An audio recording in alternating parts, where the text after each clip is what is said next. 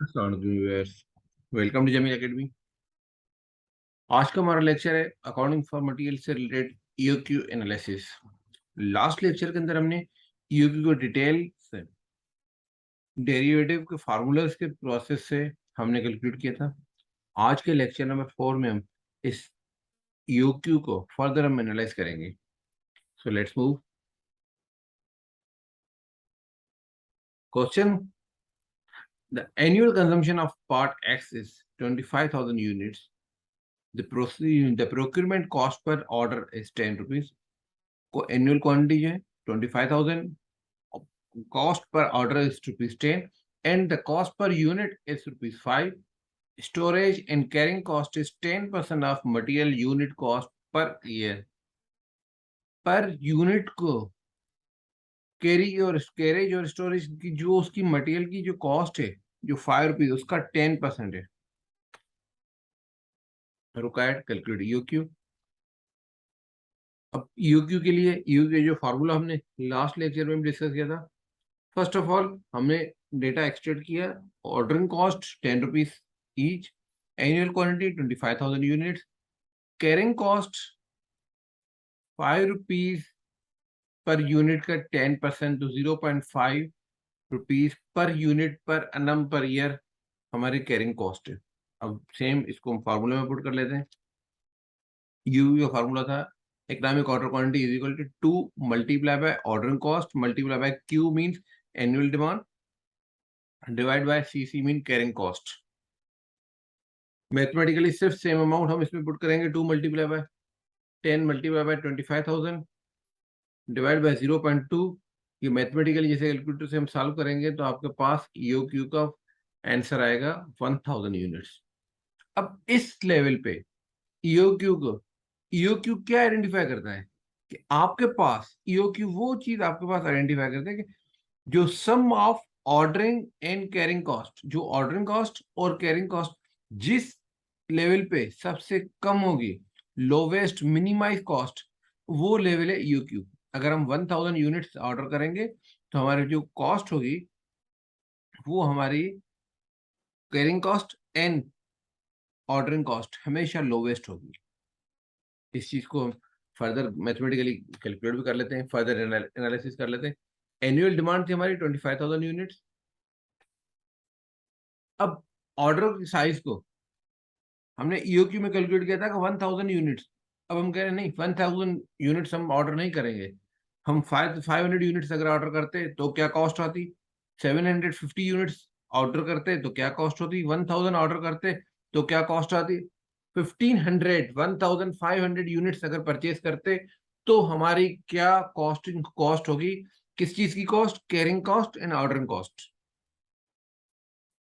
अगर 25,000 यूनिट्स हमें चाहिए और हम एक ऑर्डर 500 का ऑर्डर 500 यूनिट का एक ऑर्डर कर रहे हैं तो हमारे जो टोटल नंबर ऑफ ऑर्डर्स होंगे annual demand divide by order size जब करेंगे तो नंबर ऑफ ऑर्डर्स आएंगे। नंबर ऑफ ऑर्डर्स 500 अगर करेंगे तो 50 यूनिट्स 50 ऑर्डर्स पूरे साल में प्लेस करेंगे। अगर 750 यूनिट्स एक ऑर्डर का करेंगे तो 34 ऑर्डर्स हमें पूरे साल में प्रोसीड करने होंगे। अगर हम 1000 यूनिट्स का एक ऑर्डर होगा तो हम टोटल 25 ऑर्डर्स प्रोसीड करेंगे। और अगर 1500 यूनिट्स करेंगे तो हमारे पास total number of order 17 proceed करने होंगे। Ordering cost per order cost 10 rupees, ये डेटा आपके पास गिवन था। Total ordering cost number of orders multiply by cost per order. 50 orders से 10 रुपीज मल्टीप्लाई करेंगे तो 500 रुपीज, 340 रुपीज, 250 रुपीज, 170 रुपीज। अब यहाँ पे अगर आप देख लें जैसे जैसे नंबर ऑफ ऑर्डर्स हमारे डिक्रीज हो रहे हैं उसी हिसाब से हमारी टोटल ऑर्डरिंग कॉस्ट भी कम हो रही है।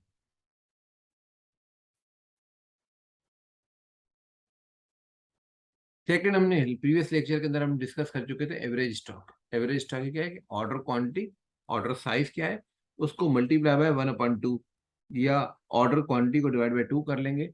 ऑर्डर क्वांटिटी हमारी 500 थी, इसको डिवाइड बाय 2 किया तो 250, 375, 500 और 750 रुपीज। ये हमारे पास एवरेज स्टॉक है। ऐसा नहीं कि हम जितना ऑर्डर देंगे उतना ही हमें हमेशा हमारे पास स्टॉक रहेगा। एवरेज स्टॉक जो है ये हमारा कॉस्ट स्टैंडर्ड के हिसाब से प्री डिफाइंड रूल्स को हम फॉलो करेंगे, प्री डिफाइंड एजम्पशंस को फॉलो करेंगे। तो हमारे पास जो एवरेज स्टॉक है 250, 375, 500 और 750। ये कैसे होगा? जितने नंबर ऑफ, जितनी ऑर्डर की साइज, जितने क्वांटिटी ऑर्डर करेंगे उसको डिवाइड बाय 2 कर लेंगे। Carrying cost per unit 10% of unit price. Unit price आपके पास 5 रुपीज गिवन थी, 5 रुपीज का 10% 0.5। हर लेवल पे आपके पास जितना भी स्टॉक होगा आपके पास कैरिंग कॉस्ट सिमिलर होगी। अब average stock multiply by carrying cost, total carrying cost जो आएगी वो आएगी average stock multiply by carrying cost per unit per annum. 250 multiply by 0.5, 375 multiply by 0.5। अब ये करने से 250 मल्टीप्लाई बाय 0.5 करने से आपकी जो कैरिंग कॉस्ट है ये वो 125। उसके बाद सेकंड कंडीशन में 188, थर्ड कंडीशन में 250, फोर्थ कंडीशन में 375 रुपीज आपकी कैरिंग कॉस्ट आ रही है। अब देखें, जो एक कैटेगरी में टोटल ऑर्डरिंग कॉस्ट थी, जैसे जैसे आपके पास नंबर ऑफ ऑर्डर्स कम हो रहे थे आपके पास कॉस्ट, ऑर्डरिंग कॉस्ट कम हो रही थी, मगर उसके साथ साथ ऑर्डर कम, इसीलिए ऑर्डरिंग कॉस्ट कम हो रही थी क्योंकि आप number of units her order में इंक्रीज कर रहे थे।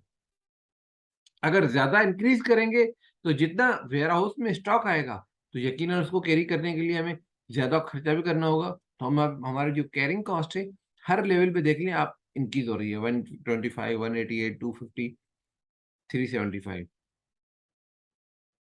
अब जो हमारी टोटल कॉस्ट है, ordering cost plus carrying cost, ये टोटल कर लें ए प्लस बी, तो आपके पास जो टोटल कैरिंग कॉस्ट है, टोटल जो कॉस्ट है carrying cost plus ordering cost, अगर हम 500 यूनिट्स का ऑर्डर प्रोसीड करेंगे तो हमारे पास 625, 528, 500 एंड 545। अब देखिए सबसे लोवेस्ट प्राइस जो है वो आपके पास है, जो हमारी ईओक्यू की क्वांटिटी थी 1000 यूनिट्स की। आई होप की बात ये क्लियर हुई होगी। फर्दर एक चीज और भी अगर आप एनालाइज कर लें,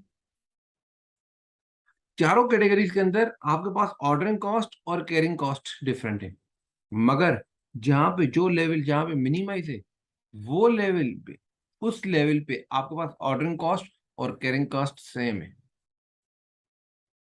इट मींस कि जहां जो भी लेवल ईओक्यू की होगी उसके अंदर आपके पास ऑर्डरिंग कॉस्ट और कैरिंग कॉस्ट हमेशा सेम होगी। 90% सेम, 95% सेम होती है। 5% फ्रैक्शन की वजह से थोड़ा बहुत प्लस माइनस हो सकता है, अदरवाइज अमाउंट सेम रहता है। आई होप ईओक्यू के डिटेल एनालिसिस के बाद ईओक्यू का टॉपिक आपका क्लियर हो गया होगा। Thank you. If you have any question, any confusion, you can write in comments. But just one thing, don't forget to like, share and follow the channel. Thank you. Allah Hafiz.